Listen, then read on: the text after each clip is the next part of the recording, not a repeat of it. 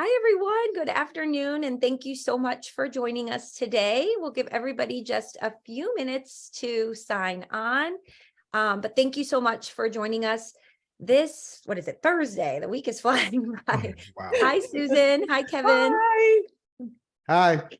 How's everybody doing? It's great. I actually had to I had to look at the calendar to remind myself what day it is. This is one of those weeks where I'm not sure. It's going very fast. And and today is back to back, right? Right. It's a good thing though when the week is flying by, usually. How about you, Yes. Kevin? How's your week going? My week's going good. Just still trying to get acclimated to this daylight savings thing, but other than that, I'm figuring it out. It's all good. Takes about a month. Yeah. Sometimes it takes a little while.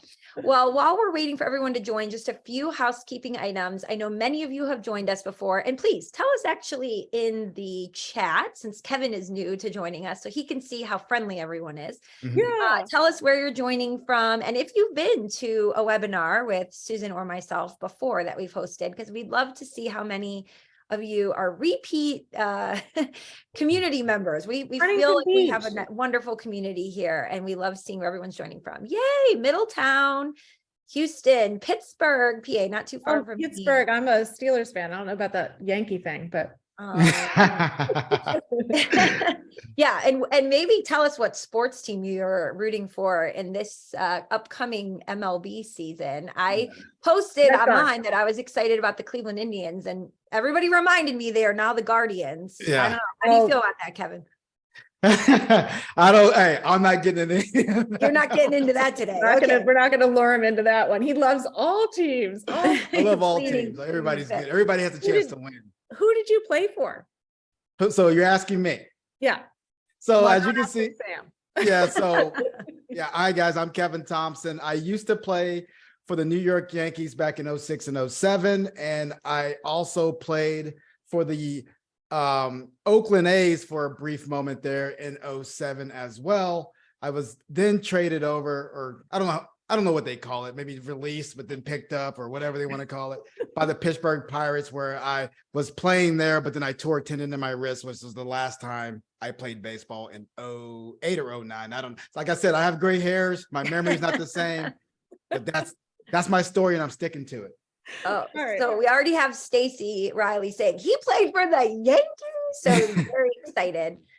We're so excited to have you here. And this is different from what we normally do, because we really wanted this to be a conversation, a chance for Susan and I to learn from you, and for all of you who we like to call our FMG community of fellow marketing enthusiasts, for all of you to get to learn too. So I was starting to say, but then we got too excited about baseball. Use the chat to ask any questions that you, or leave a comment or a suggestion, something that's working for you that you would love to share with everyone. If you have something where you'd rather ask it privately to me, Susan, and Kevin, you can use the Q&A for that.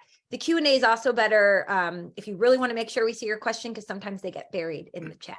So again, today we're really here to learn about Kevin's journey from an MLB player to an advisor, and what that has looked like, how you got to where you are, and what marketing strategies that you're finding have really worked well for you. So Susan, why don't you kick us off with just a quick intro? Some people are new. If they don't know you, can you tell everybody, introduce yourself? Absolutely. Hi, everyone. I'm sure I'm familiar to many of you. And for those that are new to an FMG webinar, I'm Susan Theder. I'm the Chief Marketing Officer of FMG. And Sam and I love hosting these and talking to so many amazing people about their marketing expertise and tips for advisors. And this one has us particularly jazzed. So I'll hand it over to Sam and we'll get going. Yes, and I'm Samantha Russell, the Chief Evangelist here at FMG, and my role is to look at what is on the forefront, what's working when it comes to marketing, and then, working with our team to think about what products and services that we can help all of you include in your marketing arsenal as you go about growing your business. So Kevin, with that, you're the man of the hour, who we really want to hear from. Can you start by telling us a little? You did tell us about your baseball career. We started with the baseball. Yeah, maybe just a little bit more about, you kind of ended on where you, you left, but maybe even go back a little bit in your experience, because I know every professional athlete is hounded by advisors to be a client. So what was your sort of experience with the industry in general before you became an advisor yourself? Yeah, like so why? Baseball to RIA. Exactly. So I of course, I got drafted in 2000 by the New York Yankees out of a junior college. I started with TCU. I transferred out of there. I'm not going to go too deep into that, but ultimately I got drafted. And then 5 years later, I was in the big leagues in 06 and 07 with the New York Yankees. Now, my big league experience was quite different than most, because if you all know, the amount of money that's sitting in the outfield in the big leagues for the New York Yankees, like at the time I had Hideki Matsui, Johnny Damon, they're all making $15-20 million. We had Gary Sheffield, Bobby Abreu, all making $10-15 million. And then lowly me making $385,000 out there. So who do you think is going to play every day? Not me, right? So I would go to the games, and then I was the extra outfielder. I'd play once a week every now and then. And then, that was my story there. But the reason why I'm in this industry, and this is where y'all kind of turns. So we have financial advisors. I was approached by a financial advisor from the Stanford Group. I'm not sure if you guys are familiar with that, but it was I think it was 08 or 09. And we had the big market crash. And then everybody, like Madoff was getting arrested and all this other stuff was happening. I look up on the CNBC screen because I started getting really deep into what my financial situation was. I was getting older. I wanted to make sure I was making money. So I wanted to make sure I knew exactly where my money was going. And I see the owner of the company by which I invest walking out in handcuffs on CNBC. Oh, no. And I'm like, hold on, what's going on, right? Oh my God. So I called my financial advisor. I said, hey, I'm not going to give him his name. I said, hey, bud, what's going on? He says, man, I don't know. This is all news to us. I said, okay. He said, he'll give you a call back. He calls me back 2 hours later. Turns out Mr. Stanford was running a Ponzi scheme on one of his investments, and the state administrator is going to come in and shut everybody down, and you won't have access to your account. So you can't move it. You can't do anything. And we all know what happened in 08 and 09. The market was down 30%. So my money basically just went down with the market. I couldn't touch it. I didn't have access to it for about 9 months because the state administrator was doing their thing. They finally released it back to me. Fortunately, my money was not invested in the Antiguan CDs that were actually a part of the Ponzi scheme. However, Antiguan CDs. Yeah, Antiguan CDs. But guess what? We're all liable because at the end of the day, everybody at the company had to have their account frozen. So I was a part of it because my account was frozen. I had no access to it.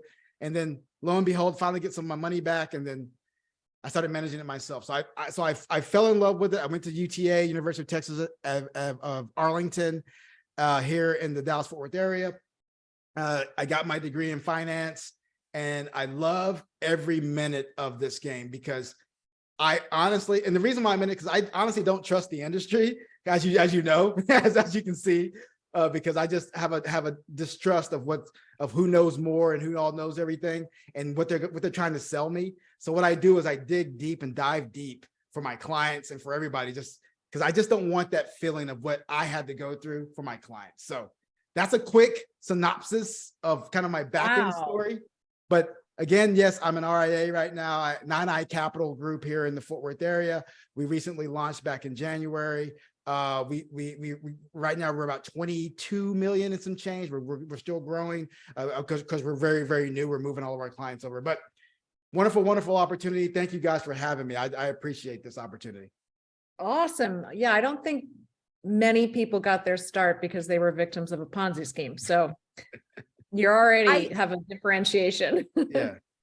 Yeah, I was just going to say, I mean, I love that you took something terrible and are doing good with it. I think that's such a good backstory. And one of the questions that I had for you right off the bat, when I sort of got a taste of your story on our prep call the other day was, is this something that you share with potential clients that you're, working with? Because I think one of the questions we get asked a lot, Susan and I are always preaching, sharing a personal story, the why behind what you do is so important.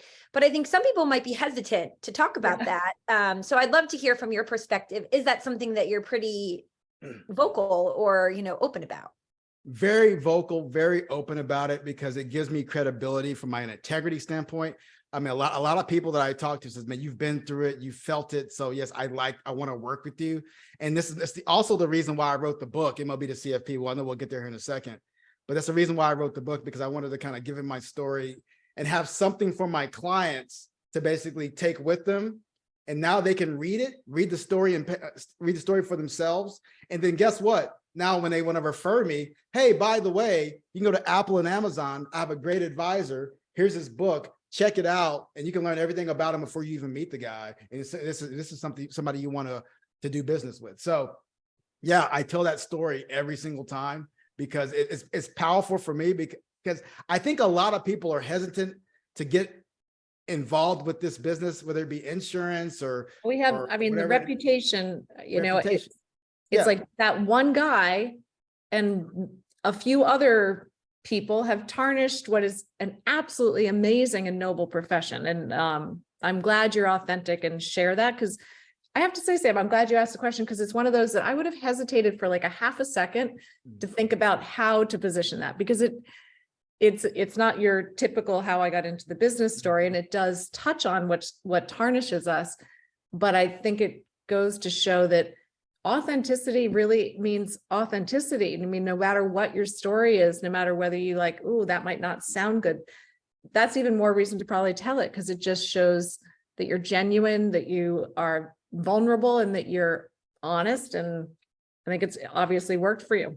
Yeah, I just don't like feeling uncomfortable. And that story, I think I hear a lot of feedback from my clients saying that's one of the reasons why I want to work with you. So it definitely helps. So how did you develop when you got into the business, and right now, did you define an ideal client, or were you sort of like, I'll take anybody? So when everybody got the fog of mirror approach, right? And all of that. Now I guess it comes down to, yes, you'll take anybody, but at a point certain, you have to make a decision in your business, in your practice. Okay, now I have to upmarket.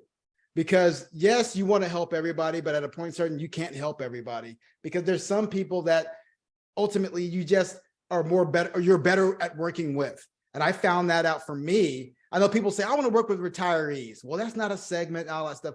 But I honestly do very well. I feel like I have an old soul, I guess. I want to work with people that are 65 and up or 60 and up, talk about Medicare. It's not the greatest thing to talk about, but that's what I do. I mean, I love that stuff. And of course, that's the largest segment with the largest amount of assets as well. So let's just be real with that as well. But at the end of the day, like a lot of my clients are 55 and up. Most of my clients, my personal clients, are 55 and up. And then of course I do have some clients that are younger, but a majority of my clients are 55 and up. I guess I have an old soul. Oh, I have so many questions. All right, you go, Sam. Yeah. No, go right ahead. If you have a good question, you can. I'll segue, because what that makes me think of is, we've got a lot of people on the call that I think are wondering, well, that's a similar set. I have a lot of clients that are 55 and up as well. I'm speaking for the attendees. Yeah. And what are the marketing tactics, because, you wrote a book, or, people, all the buzzwords now, I need a podcast, I need, a video strategy, blah, blah, blah. But then there's also this belief, I think, or perception that, the older audience like myself and others, well, they're not on social, or they're different. We can't reach them. They don't even open their emails. Or tell me about how you've chosen your marketing tactics, maybe with the most sort of basic 101 tactics, and how that works with that target audience. So one thing, I'll start with this. You will never lose a client by over communicating. So let's just start there. You will never lose a client by over communicating. And the reason why I say that is because every new client that I get says the same thing. My advisor never calls me. My advisor never reaches out to me. I want someone to XYZ, right? So that's, if you get nothing else from this webinar, get that. So what's your number of times you email your clients on average a month? Oh, so let's start with Monday. Let's just say it's Monday. No, let's just say it's Sunday night. Sunday night, I'm getting myself ready for my week. Monday comes around, FMG does and this is not a shameless plug. Didn't tell him to say Yeah, this. shameless plug. But FMG does a phenomenal job at providing me the weekly market update, whether it be from them or whoever it may be from. I say, give your clients a weekly market update if they want it or not.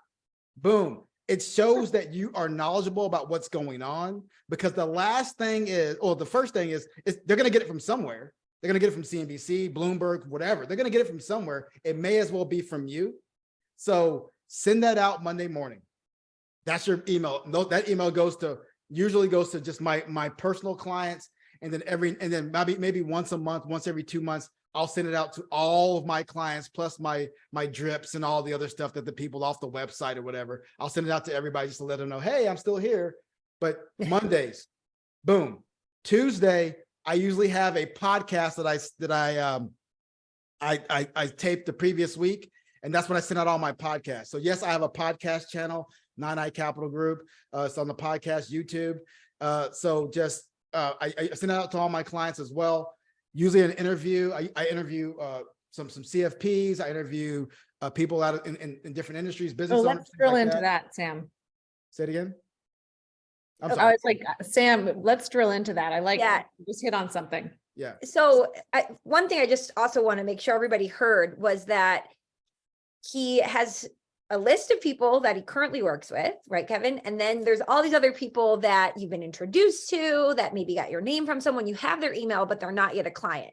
And he's not just leaving them in a separate list where he only reaches out to them when he's ready to say, hey, do you want to work with me? Yeah. He's sending them something of value every once a month or so that they remember he's there. So that if it just so happens that week they were having a conversation with somebody in their family and they were like, I really got to switch advisors. I never hear from my advisor. And then they get this email from Kevin that's like, here's what's going on in the markets. Here's what's happening with the banks. They're like, oh my gosh, I should reach out to this person. I should reach out to this Kevin guy.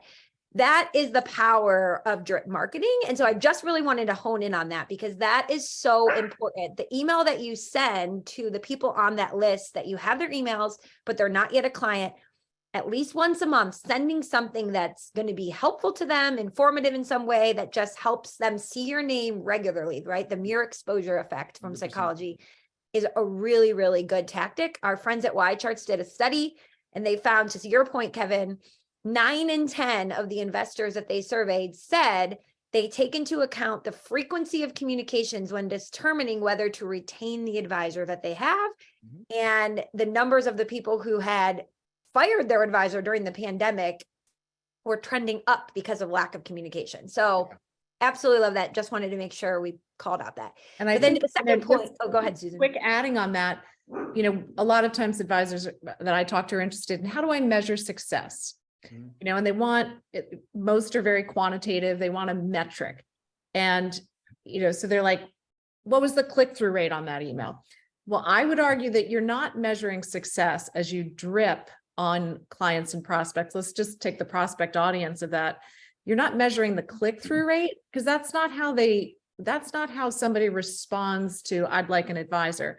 I mean, it's a sign of engagement. Yeah. I call it an activity metric, not an outcome metric. It's an activity metric that says your content, your subject line was good, your content was good, you got opens and click-throughs. But in terms of an ROI metric, the ROI metric is that you're getting consistent referrals, that people, which shows that your content is working. And when a triggering point in their life happens, they're calling you. And it may not be a one-to-one. It was that email or that social post. It's the combination. And that's what makes attribution or ROI seem a little fuzzy, but that's how I would define success. But Agreed. Yeah. So you started talking about the people that you will interview for this podcast. And I think that a lot of people who are interested maybe doing video or podcast or webinars. Like I think webinars is the different. lowest hanging fruit. Podcast video, a little harder, but same philosophy. Yep. Yeah. We really try to encourage people to try doing an interview because it takes the pressure off of you and allows you to shine the spotlight on someone else. So it's a little bit easier, but also you can tap into their network, because when you go and publish it, of course, they're going to share it with their audience. So can you talk a little bit about who you've asked to be interviewed and kind of how that's gone and how you go about it? So, of course, one great place to do all of this is through LinkedIn, right? A lot of our LinkedIn contacts, whether they're PhDs in their specific field, whether they're CFPs in a specific area, it's all about just reaching out via LinkedIn. So what I basically have been doing recently, getting good interviews, is I'll read an article and I'll tell you, sometimes I'm like, there's no chance in the world this person's going to reach back out to me. There's absolutely no chance, but I'm going to try it anyways, right? So I'll send him a LinkedIn and like, hey, read your article. This is great. I'd love to get you on a podcast. Maybe 2 weeks later, hey, just saw this. Yeah, I would love to do it. I'm like, wow, this is crazy. So we've had Ron and Sana from CNBC, right? We've had I've lost her name, but she's the owner of Quadratic Capital. I mean, we've had a lot of people on our YouTube podcast, and it's just been, you just have to ask. And if they say no, well, if you don't ask, it's going to be a no anyways, right? So just I think it's very easy to say they won't say yes, therefore I don't do. And you know, we've all had those moments, but yeah, chances are, well, it doesn't hurt to try. And a lot of times they'll surprise you. But I think what's interesting is you didn't know you're just thinking like, who would be a good guest? And I think, to put it in the minds of a lot of our advisor attendees, if you wanted to do a webinar or a webinar series, just start with one, who would be interesting for your prospects and for your clients? Like what topic might they be interested in? It could be a Medicare expert. It could be a Social Security expert. It could be a state tax, expert. It could be on, identity theft. It doesn't even have, it can be sort of tangential to financial services even. Topics that pre-retirees and retirees always are interested in is anything with Social Security, Medicare, and taxes. Yeah. Make it on something on those three things. All day long. Yeah. And then you just look up on LinkedIn, you find people in maybe your area, your community would be awesome. So you filter by local, I'm guessing, and you just send them. You can literally just reach out cold and ask them, and then you will have a relationship because you're not asking them for, do you want to be partners and refer business to me? No. You're coming to them and saying, you have a fantastic expertise that I'd love to share with my clients. That makes them feel great. And it's a wonderful business opportunity to expand your network and just an easy way to execute a webinar. So tell us about maybe some of your most successful interviews. Like I said, we've had, you can go to the channel, 9i Capital, and you can see there's 200 views. I'm not talking to get thousands of views or anything like that. But what we're trying to do here is this. The reason I have a YouTube channel, it's not about ROI. I'm not trying to make money on this thing. It would be great if I did. Same reason I wrote a book. It's about having something where the client, your client, your current client can sit here and say, hey, I have a guy, here's his book. Hey, I have a guy, check out his channel. There's some interesting facts on here. For example, from a blogging perspective, we haven't gotten there yet, but from a blogging perspective, I recently did a blog on PMI, right? Primary, the mortgage insurance. And I was like, hey, you know what? How did I get rid of my PMI? I got rid of my PMI by doing X, Y, and Z. I know I didn't put 20% down on my home, but this is what I did. I just basically blogged what I was doing currently. Right. So that's all your blogs need to be, is what you're currently doing as an advisor and how you're benefiting yourself from a value perspective and putting that back out there to your clients. Because guess what? Week later, I'm having a conversation with a client who has PMI on their mortgage. I said, hey, by the way, we can get rid of that, right? This is how you do it. I send them over my blog piece. They're like, wow, this is great. I'm going to follow these instructions. So it's all about not the rate of return you're getting on these different pieces of literature that you're putting out there, but it's about having the ability to just provide people with information that you've already built into your practice really quickly, showing your expertise. And then allows them to use that to refer business out. They're your ultimate referral source. I love that. And you mentioned, so Monday, you're usually sending a market recap provided by FMG. Yeah. Tuesday, you're recording a podcast that you then send the following week. Where do adding new content via blogs, whether it's something you write or something you use from our library, how often are you adding that to your website? and sharing it? Typically, so let's just say Wednesday, Thursday, Friday go by, and then there's a bank failure, right? You know what I mean? God Like forbid, last right? week and the week before, yeah. It's basically so either Wednesday, Thursday, Friday would go by, and then something happens. I can blog about it really quickly. For example, on the first Friday of each month, what happens? The jobs report comes out. Boom, there's my blog. Next week, maybe it's a CPI report. Everybody cares about CPI and inflation right now. Here's our report on that. And where we're getting that information, if it's not coming from FMG, we'll go to the Department of Labor. The Department of Labor Statistics, whatever. We'll go in there, we'll read it, and we'll just basically put our version to it. And it's out via blog that same day. Takes 10, 15 minutes. How long are you writing? Are these short emails? Are they technical? Are they more layman's speak? What's your layman's? Like I can go to the website and check them out, but it's just basically 4 or 5, maybe 6 sentences, maybe a couple, 2, 3 paragraphs. It's a 3 or 4 minute read. That's what I love. I think people feel like they have to write a research paper. That seems intimidating. No, thanks, I'm out. Also, for those that have to go through compliance, the longer it is and the more detailed and the more sources, the more complicated. But I think what maybe is sort of an aha moment is clients are wowed and perhaps prefer a short email that gets right to the point in a casual tone, and they just scan it and they're done. Thank you. Yes. Touch point.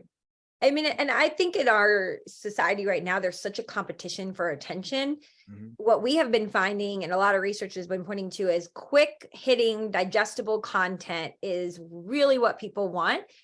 So again, even if you are sharing something, having that like too long didn't read version, just summarizing the key points is always going to be helpful. And when you go to, let's say you have a blog that you wrote and you go to share it on social media, summarizing at the top before you share the article, kind of the main points, is giving somebody who's scrolling by something they can leave a comment on. So that's also a really important reason to summarize it. Not everyone's going to read it, but you'll help get more comments if you kind of give those quick takeaways too. One thing I'll say that just also made me think, again, this is easy. Like, you don't have to be the original creator of the thought and idea and research. You could just read an interesting article and think, I'm going to share that on social and summarize it. I mean, who doesn't love to get an excerpt or an executive summary of something, so find an interesting article. Your value add is summarizing it and maybe putting an opinion, a general opinion in there. That's awesome. Like, do you ever do things like that?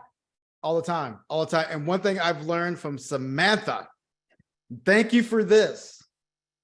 Emojis, separating paragraphs and topics, and then doing like that is huge.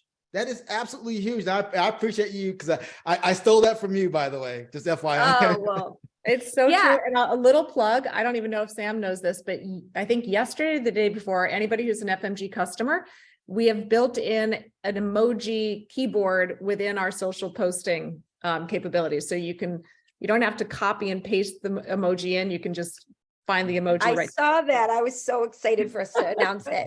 Yeah. And the reason why, like, for all of you listening, think about the way you read on the internet is not the way you read a book or a printed page, right? You don't start in the upper left-hand corner and read every line by line. You scroll and you scan till something catches your eye. That's why on your website, using icons and columns and breaking the text up and not having big paragraphs is important.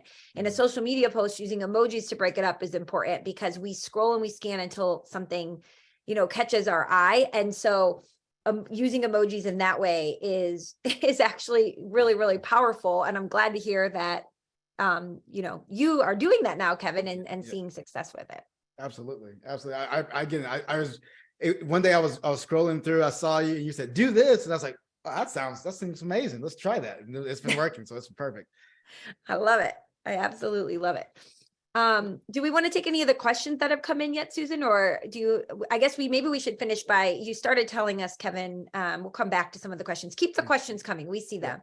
But so you mentioned, the email you send, and then the podcast that you do. And then maybe if something timely happens, how you might correspond about that. Yeah. So some of the other communications that you're doing, you create this content. Do you have like a structure for how often you're posting to social media?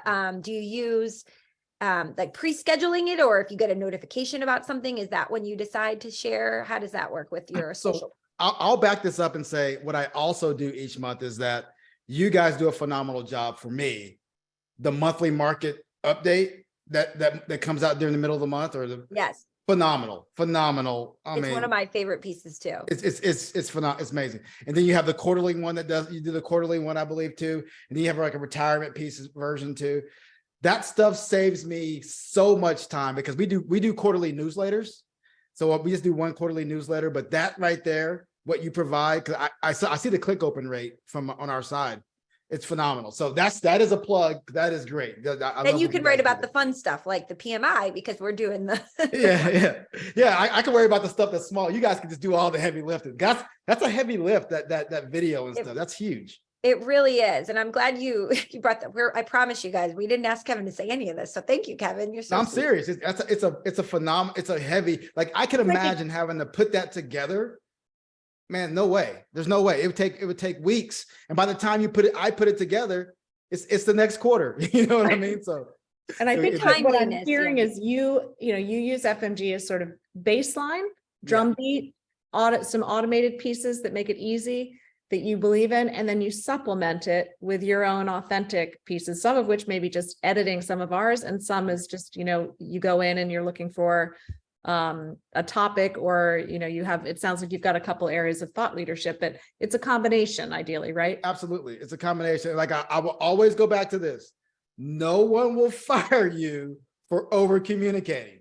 I'm not saying you're going to do it 5 days a week. And I get that, but just no one's going to fire you by saying, oh, my advisor reached out to me way too much. I'm firing him. No, it's not going to happen. They'll just put you on snooze, but that's fine. But you're still talking to them, so it's all good. So, so some of the questions people had, one of the ones that I think is interesting that I wanted to address, you mentioned that you really work with pre-retirees, you like working with that group. Jack is saying that he actually played in the minors for years, and he was curious if you've tried tapping into any of your old teammates in the MLB, or if that was ever a strategy that you considered, or if you've had any success with that. I thought that was interesting question. So yes and no. I have a lot of guys that were my friends that are with me through my business. There are minor leaguers and things like that. There's a couple of big leaguers here and there, but ultimately the guys that everybody wants to know about, like the big guys, I mean, they have gatekeepers, right? So they have their agents, they have their agents have people that they know. So it becomes more of a difficult situation to have those conversations. So I tend to kind of not go in that route. But yeah, I mean, if there's an opportunity for somebody that wants to reach out, 100%, I'll take that opportunity. Like, for example, there's a couple of high school kids that I'm working with right now as a possibility that I'll be working with one of the first rounders for this year coming up. So that's good. But other than that, I haven't really reached out to any of the guys that I played with, other than the people that are kind of like me, that had some time in the big leagues, but never really got that first huge check. And then, Got it. That's where I kind of stay in my lane at this point. No, good. I love it. Good answer. I mean, and it's true too, working with the people that you enjoy working with. Like you said, you feel like you're an old soul. Yeah. Okay. So somebody said that they feel like they were worried we missed it, that they know what you're doing on Monday and Tuesday. What about the rest of the week? So Monday, if you have a set schedule. Yeah. Monday, like I said, I send out the weekly. Tuesday, I do my YouTube, whatever. Wednesday, Thursday, Friday, it's all Wednesday, Thursday, Friday. Like I may not send anything out, but it's all dependent on what's happening during the week. Like for example, the first week of the month, that I'll have that Friday jobs report, right? So that's a blog on that Friday. So Monday, I'll have that the weekly go out. Tuesday, sometimes Wednesday, I'll have my YouTube go out, and then that Friday on the first week, I'll have my weekly jobs report. The following week, it just depends on what it's basically. Wednesday, Thursday, Friday is saved for a blog with hot news. That's basically what it's saved for. So if someone is hearing from you on those days, they know something's happening. Exactly. And that you have something to add to help them make sense of what's happening. Exactly. And here's a question, when, let's say, so Silicon Valley Bank episode, is your first communication on email, and then do you then post on social? Like, what's your sort of channel strategy? So with Silicon Valley Bank, I waited a little bit because one thing I didn't want to do is bring panic to my Yeah. clients, like, hey, by the way, this is crazy. You know, yeah. So because we all know one thing, right? If the pilot or the stewardess or the flight attendant, sorry, is panicking, then we're going to start panicking, right? So what we want to do is we don't want to panic. What we want to do is basically just say, you know what? Let's let the fire stop and let everything kind of come out of the woods and see what's still out there. And that's what I'm basically doing. So what I did do was I got my trusty phone here and I was in my car. And then lo and behold, and I'm not saying you guys should text and drive, so please don't do that. So FMG pops up on my phone, SVP collapse. Here's a quick blog about yada, yada, yada. I was like, all right. So I scrolled up, read it, liked it, sent it out, sent it to my clients. Because I just, FMG provided it to me. I said, that's a great starting point right there. Sent it to my clients through the FMG app, approved it and called it a day. That's how easy it is. So you did like something like that. You're doing like jobs report and things you're doing just on email. Are there other types of content that you're thinking about multi-channel? Like I'm going to email it, then I might do a quick video on it, and then I might post on social. So for example, the jobs report. Oh, so from an email perspective, I typically, because you guys do a great job at having us say share, and that share button basically says you want to share it to Facebook, you want to share it to LinkedIn, you want to share it to Twitter and all the other stuff. So you can share it across all these different mediums at the same time, which is great. I appreciate that. And just so as an aside, for those of you who aren't familiar with what he's talking about, like getting a notification on your phone, if you haven't downloaded already, FMG has a mobile app that makes it really easy on the go. You know, if we create a timely piece for you, if you're a customer, you get notified when that is ready for you to send out, and you can do everything right from your phone. So if you haven't checked out the mobile app, that's what he's talking about. If you're wondering, why am I not getting these notifications? Yeah, I see a couple of questions that I know are going to get buried in the chat if we don't ask them. And I think they're really good. I'm going to throw both out. Oh gosh, more coming. Do you do any topics that are not finance, like lifestyle or client events, or sort of tangential to finance, as I mentioned, like identity theft or things like that? And if so, which topics have worked well? I believe I have had that in the past. I can't recall. So okay. I can't think of it on the top of my head, but I'm sure there's a couple of YouTube channel, like YouTubes I've done that weren't necessarily finance related. Oh, for example, like I talked to my agent and we just had a conversation about how the draft worked, right? We talked about how that was popular. How MLB draft is different now than it was then.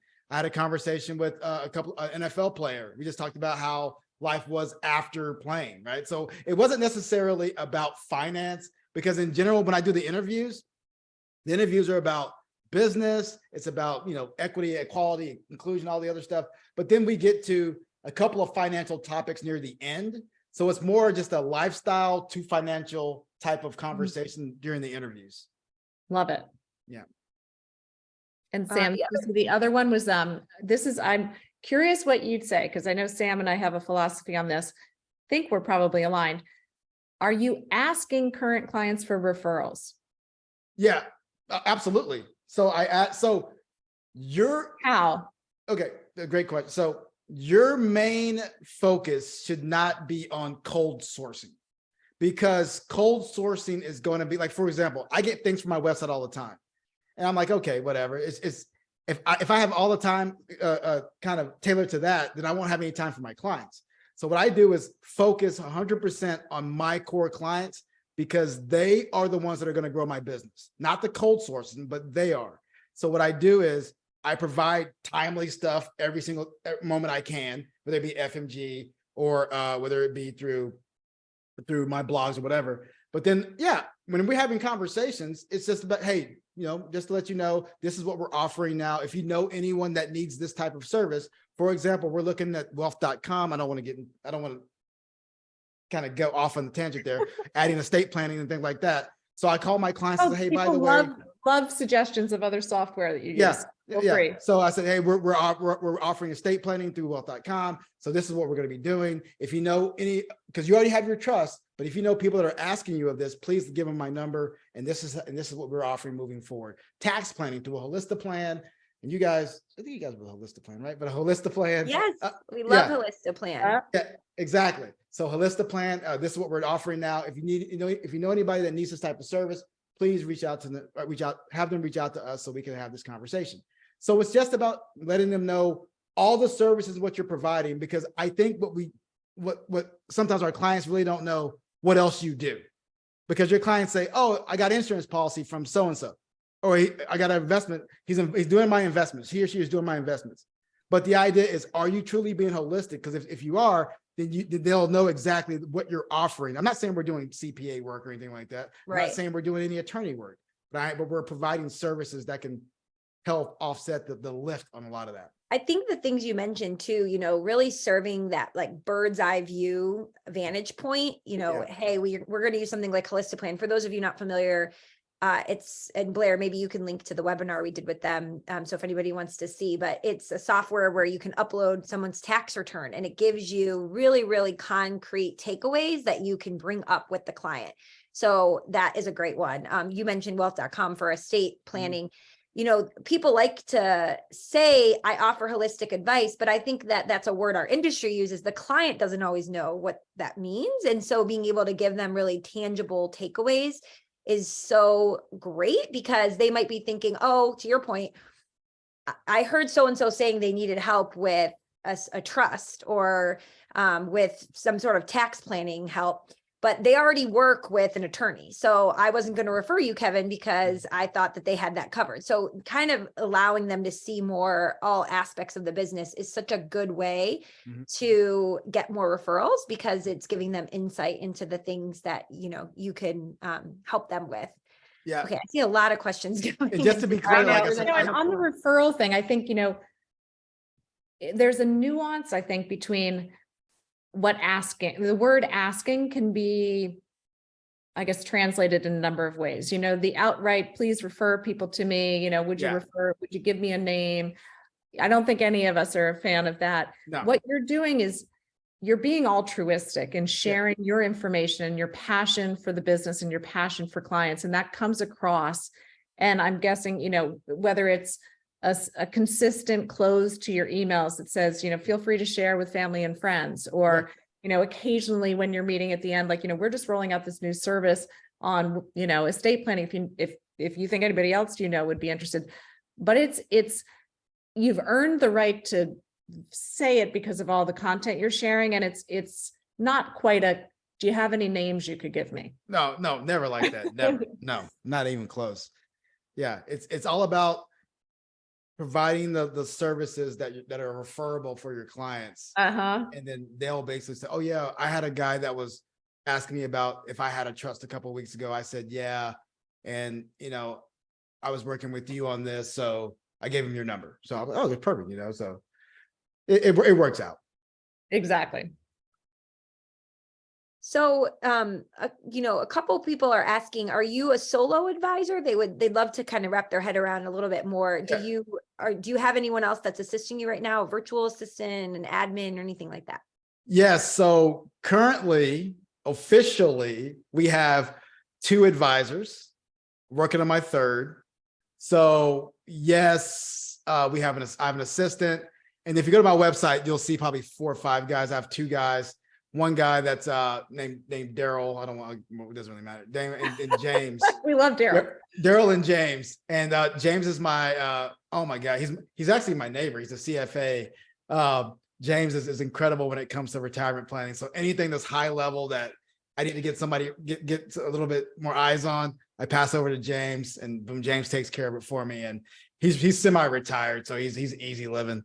And then of course, Daryl's my junior, and he's doing a very good job bringing assets over as well. So, yeah, as you know, like I said, we just opened up back in January from a years of coming from a broker dealer space. So it's going. We have about, I think I got this question earlier. Last time I checked, it's around 65 households, and a little bit over 20 million. We should be about 30 million by the end of June, and hopefully about 50 by the end of the year. That's where we're trending. So, you have a minimum? Say it again. You have a minimum? The minimum goes more around income, because we do a lot of financial planning and we charge fees. Perfect. So, you do do you do fee-based as well? Like you do the AUM, but do you Yeah. also charge for a plan? Yeah, AUM charge for a plan, things like that. And of course, that also negotiable in regards to like somebody saying, no, I gave you 200,000 or 500,000. Why are you going to charge me 3,500 on top of that? Right. So it's all negotiable from that standpoint. But yeah, If a lot of your clients are 65 and up, I know one thing that is on the minds of a lot of advisors is how are you reaching the next generation, especially for those that, are in their 80s, 90s, and maybe that great wealth transfer recipients? Great questions, because I have a lot of these clients and I've worked with a lot of their parents. And it's important because when you're talking about an estate plan, like, we just talked about estate planning, we have to have those conversations with their kids and with their kids' kids, depending on how old they are. And that's when they'll come in and say, hey, here's my advisor, build a relationship with them. And then I've had maybe a handful, 4 or 5, maybe 6 of their kids just come right over to me. It's like, this is perfect. And I inherit, I keep the asset, and then I inherit their kids as a client. So it's a win-win. Yep. Some kids you don't want, but at the end of the day. There is a really interesting study by Fidelity just last year that said that 57% of all the assets in play right now in advisory firms will move to the next generation by 2045, but only 13% of advisory firms report that they ever reach out to their clients' kids. So I think that's just, there's a huge opportunity there. And I think what you just said is such a natural way to do it. If you're already working with them on this estate planning and offering that, it just makes such a natural conversation to start that introduction. Absolutely. And do you partner with an estate attorney? How do you position your estate planning services vis-a-vis the estate tax and the estate attorney person? So this is absolutely new to us at this present time. And like I said, wealth.com is offering all of that for us. So it's I don't want to plug other businesses and things like that, but we're open. Yeah. So yeah, we're working with them. And again, we'll be doing our first one here in the next couple of days and then testing it out. I mean, I've been on multiple calls with these guys. It's a fintech firm, and they're just giving us the opportunity to run. It's basically like a person goes to the website, they fill out all their information, and it tells them exactly what they need. And it says, you need a will, you need a trust, you need your medical power of attorney, and boom, it gets all the documents, Texas, whatever state you're in, and then you notarize it, call it a day, and you have all your documents. It could be that easy. It could be more difficult, but that's what I'm assuming. It sounds interesting. And I think the marketing angle is, well, there are a couple, because Sam has this fantastic chart that shows what clients are looking for in an advisor and what they believe their advisor is providing. And generally speaking, they just think advisors provide financial planning and investment management, but they really want estate planning, tax planning, you name it, planning.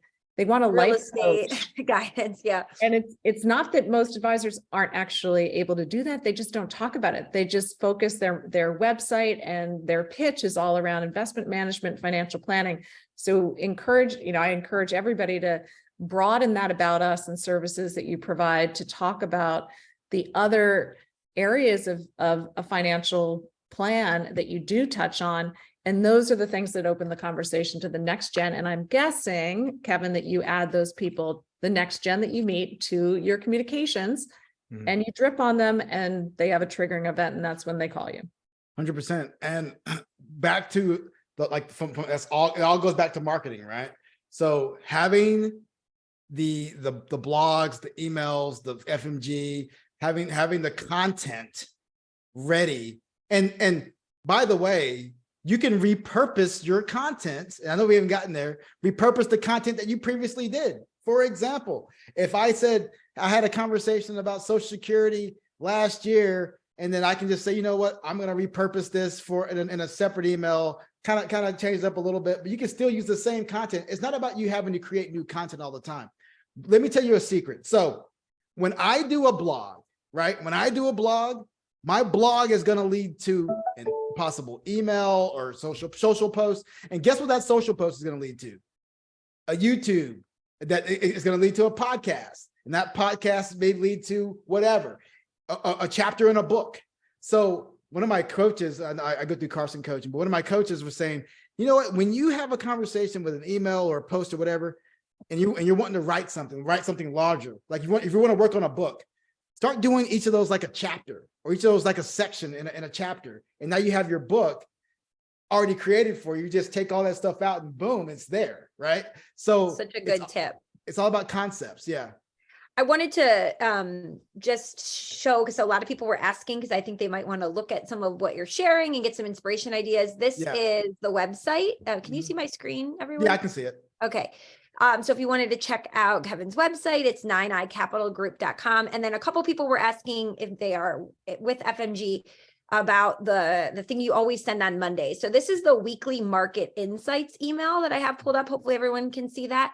And so you can see, you can download it as a PDF. I don't know why you would want to do that, but if you wanted to, but you can have it, set up with your CRM. So we'll insert the person's first name ready to go. And so every single week it summarizes what's happening in the market. So you can see here, amid the reverberations of 2 US banks being taken over by regulators, blah, blah.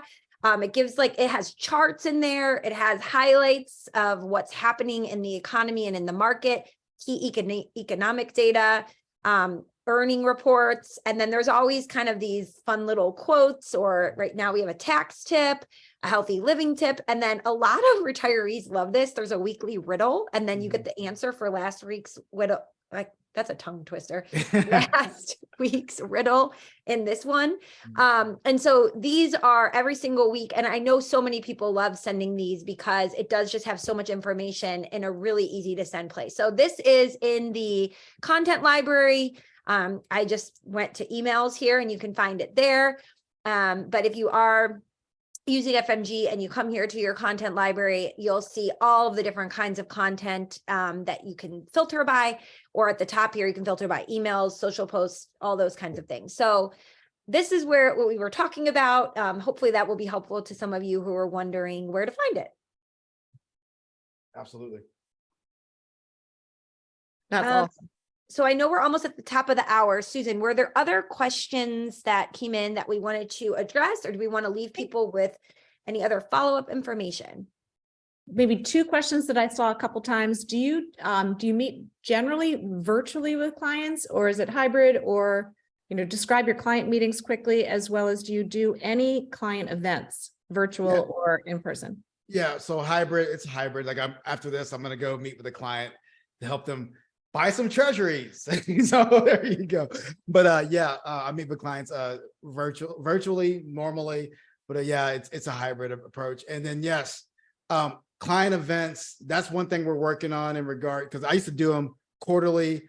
So for example, I'd like to have quarterly client quote unquote, like a check-in. So we want to offer on a quarterly basis, maybe JP Morgan comes in and we'll do a market update with all of our clients, right? You leverage your wholesalers, right? Yeah, use the wholesalers, and they'll basically just do a market update, and then maybe we'll offer, we'll add someone else in, maybe, I don't know, Jackson, whomever it could be. Yeah. We just want to make sure that we're offering our clients opportunities to jump on webinars. And unfortunately for me, I have clients in California, Florida, Houston, so I can't just have a centralized meeting place, because that just wouldn't make any sense.